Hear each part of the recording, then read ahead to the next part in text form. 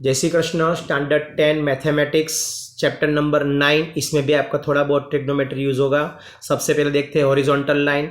A line parallel to the surface of the earth emerging from the eye of an observer is called a horizontal line।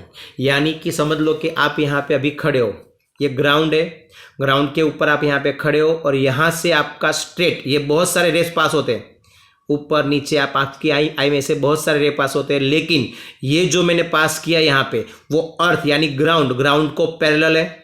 तो जो आपका रे ground को parallel पास होगा that's called कहलाएगा horizontal line. और उसके बाद दिया लाइन ऑफ विजन यानी the line from the I of an observer towards the object is called the line of vision. यानी कि समझ लो कि आपका ऑब्जेक्ट अभी ऊपर की तरफ है, तो आप ऊपर की तरफ देखोगे, तो ऊपर की तरफ आप देख रहे हो तो ये जो रे बनेगा that's called line of vision. अगर ऑब्जेक्ट नीचे पड़ा है, अगर ऑब्जेक्ट नीचे है और आप नीचे की तरफ देख रहे हो तो ये जो रे बन रहा है वो कहलाएगा लाइन ऑफ विजन। क्लियर। उसके बाद एंगल ऑफ एलिवेशन और एंगल ऑफ डिप्रेशन, आपको दो एंगल देखने हैं। तो पहले एंगल ऑफ एलिवेशन देखते हैं। सपोज ये ग्राउंड है जहां पे आप खड़े हो, यहां पे आप खड़े हो और समझ लो कि 5 फ्लोर का एक बिल्डिंग है, 5 फ्लोर का एक बिल्डिंग है। बिल्डिंग के ऊपर आपको यहाँ पे टॉप में टेरेस की तरफ देखना है। तो ये जो आप देख रहे हो ये आपका हो जाएगा लाइन ऑफ विजन।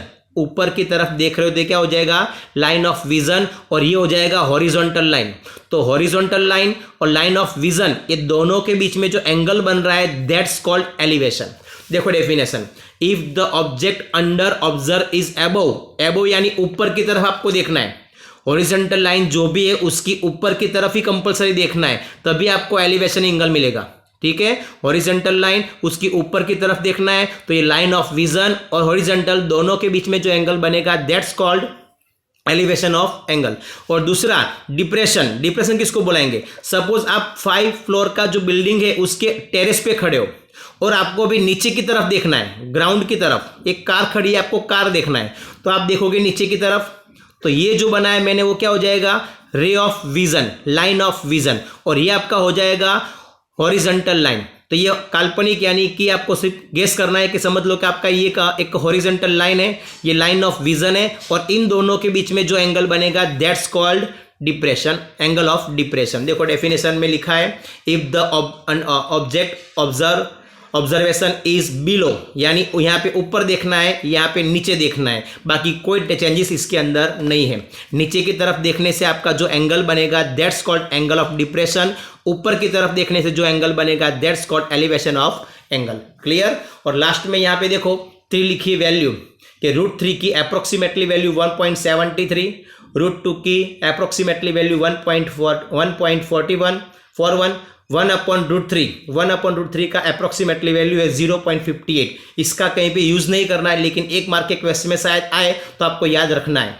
और इसके अंदर ओनली आपको 5 सम्स देखने, ओनली 5। एक्सरसाइज नंबर 9.1 में क्वेश्चन नंबर 1 पहले देखते हैं। तो क्वेश्चन नंबर 1 का सेंटेंस आप टेक्स्ट बुक में देखो क्या लिखा है। A circus artist is climbing a 20-meter long rope which is tightly stretched and tied from the top of the vertical pole to the ground। यानी इसका मीनिंग क्या हुआ? समझ लो कि आपका ये ग्राउंड है, मैंने BC ड्रॉ किया है वो ग्राउंड, और यहाँ पे आपको वर्टिकली पोल यानी राइट एंगल बनाएगा, इस तरह आपको एक पोल खड़ा करना है। पोल का जो टॉप है, टॉप से आपको एक रोप अटैच करना है। ये टॉप है, टॉप से आपको 20 मीटर का एक रोप अटैच करना है, और उसी रोप के ऊपर एक आर्टिस्ट चढ़ के आ रहा है। रोप के ऊपर क्लाइंब यानी कि क्लाइंबिंग लिखा हुआ है, यानी कि ये चढ़ के ऊपर आ रहा है। क्वेश्चन क्या है? क्वेश्चन ये है कि अगर रोप जो है वो ग्राउंड के साथ 30 का एंगल बनाएगा, देखो अंदर लिखा हुआ है if the angle made by the rope with the ground, यानी रोप और ग्राउंड दोनों के बीच का एंगल अगर 30 है तो आपको पोल का हाइट फाइंड करना है। क्या करना है? पोल का हाइट। तो इजी है, बिल्कुल इजी मेथड है। सबसे पहले राइट ट्राइंगल बन गया, उसमें AB is equal to the height of pole, जो मुझे फाइंड करना है उसको मैंने बता दिया h मीटर। ये आपको दिया हुआ है the length of rope is equal to 20 metre, that's called AC। और एंगल 30 का दिया है। एंगल 30 किसके लिए? C का पूरा नाम लिखना है ACB, angle ACB is equal to 30।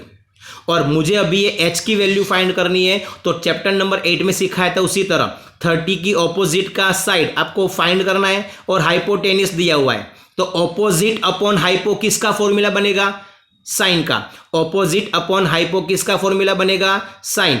आगे लिखना है sine 30 is equal to A B upon A C, opposite A B hypo A C. Sine 30 का value table number chapter number 2 में पढ़ा, चैप्टर नंबर 8 में पढ़ा था हमने। चैप्टर नंबर 8 के अंदर जो टेबल करवाया मैंने, उसमें से आपको साइन 30 का लिखना है वैल्यू। साइन 30 1/2, ए बी की वैल्यू h और ए सी की वैल्यू 20, दोनों का क्रॉस मल्टीपल करना है। 2h इज इक्वल टू 20 1 जा 20, 2 मल्टीपल का डिवाइड यानी h इज इक्वल टू 20/2 यानी 10 मीटर। तो लिखेंगे the height of pole is equal to 10 metre, that's answer.